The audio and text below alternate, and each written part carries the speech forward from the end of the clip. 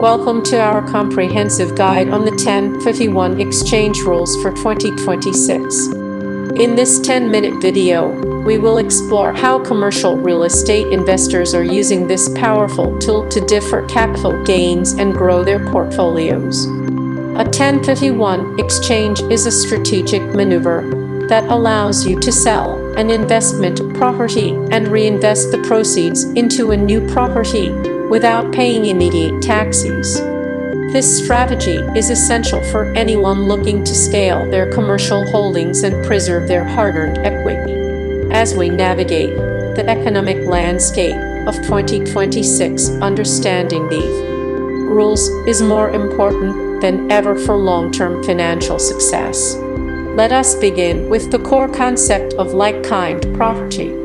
Many investors mistakenly believe that a 1051 exchange requires them to trade a property for one that is identical. This is not the case.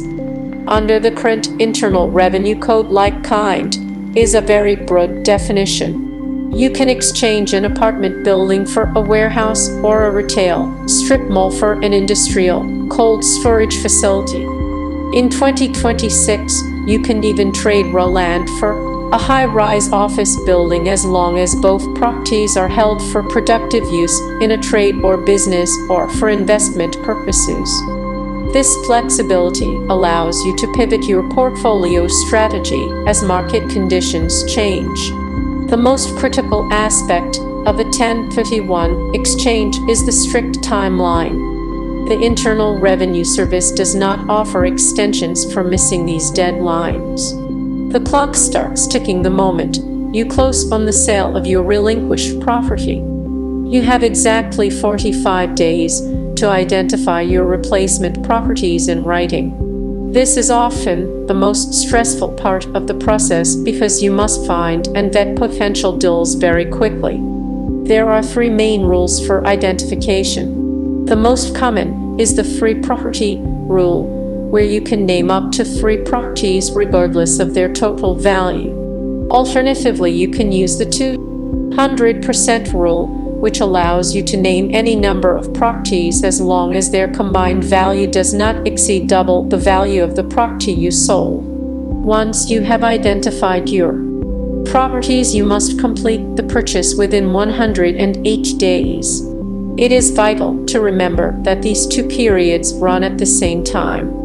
The 108 days starts the day your original property closes. This means you do not get 45 days plus 108 days. You only have 108 days total to finalize the entire transaction. In 2026, where closing times can be affected by high interest rates or rigorous due diligence scrutiny, your search early is the key to a successful exchange. To keep the exchange valid, you must use a qualified intermediary. This is a neutral third party that holds the sale proceeds in a restricted account. You are strictly prohibited from taking constructive receipt of the money. If the cash from your sale touches your personal bank account, even for a second, the exchange is disqualified and you will be hit with a massive tax bill. The qualified intermediary handles the complex paperwork and ensures that the funds move directly from the sale of the old property to the purchase of the new one. Choosing a bonded and insured intermediary in 2026 is a vital step in protecting your capital. To achieve a full tax deferral, you must follow the reinvestment rules precisely. You must purchase a replacement property that has a value equal to or greater than the net sales price of the property you sold. Furthermore, you must reinvest all of the net proceeds from the sale and replace any debt that was on the old property. If you fail to do this, you will receive what the Internal Revenue Service calls book is any value you receive from the exchange that is not like-kind property. This could be cash left over after the purchase or a reduction in your total mortgage amount. Any book you receive is taxable at the standard capital gains and depreciation recapture rates. Let us look at a practical example of book to understand the impact. Suppose you sell a commercial warehouse for $2 million with $1 million in debt. To fully defer your taxes, you must buy a new property for at least $2 million and carry at least $1 million in new debt. If you buy a property for $1.8 million instead, the Internal Revenue Service will tax you on the $200,000 difference.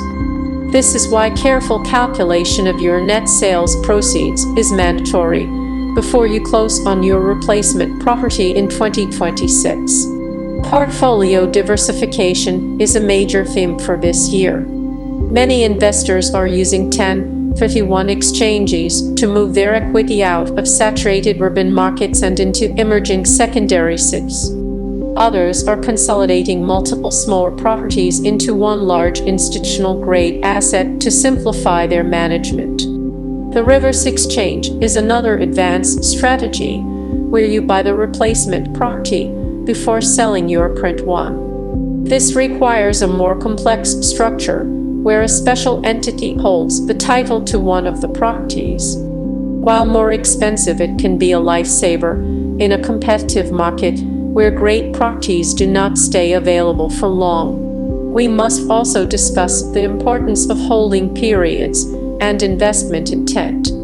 The Internal Revenue Service looks closely at whether you intended to hold the property for investment or if you were simply flipping it for a quick profit. While there is no specific law stating exactly how long you must own a property, most tax professionals recommend a holding period of at least 12 to 24 months.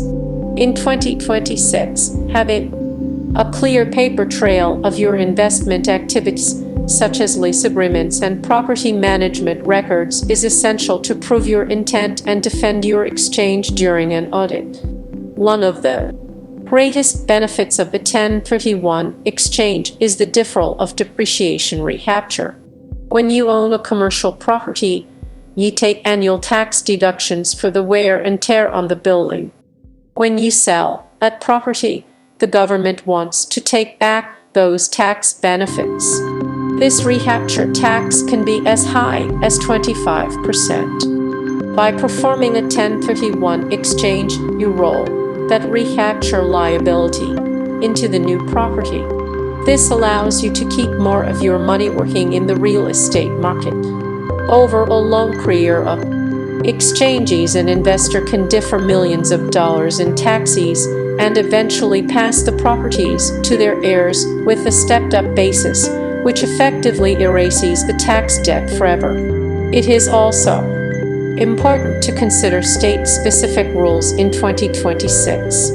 While the federal government allows for these exchanges, some states like California have clawback provisions. This means if you move your equity from a California property into a property in Texas and then sell the Texas property later, California may still want to collect tax on the original appreciation. Always ensure your tax advisor checks the specific laws of every state involved in your transaction to avoid unexpected tax liabilities. As we look toward the future of real estate investing in 2026, the 1031 exchange remains a cornerstone of wealth preservation. It is a sophisticated tool that requires careful planning and expert advice. By staying within the like-kind rules, meeting the strict 45 and 108-day deadlines, and working with a professional qualified intermediary, you can safely defer your capital gains. This strategy allows you to build a massive commercial real estate portfolio that generates wealth for generations. Always consult with a tax attorney or a certified public accountant before starting your exchange to ensure you are following the latest federal and state guidelines. Thank you for watching our guide to the 2026 1031 exchange rules.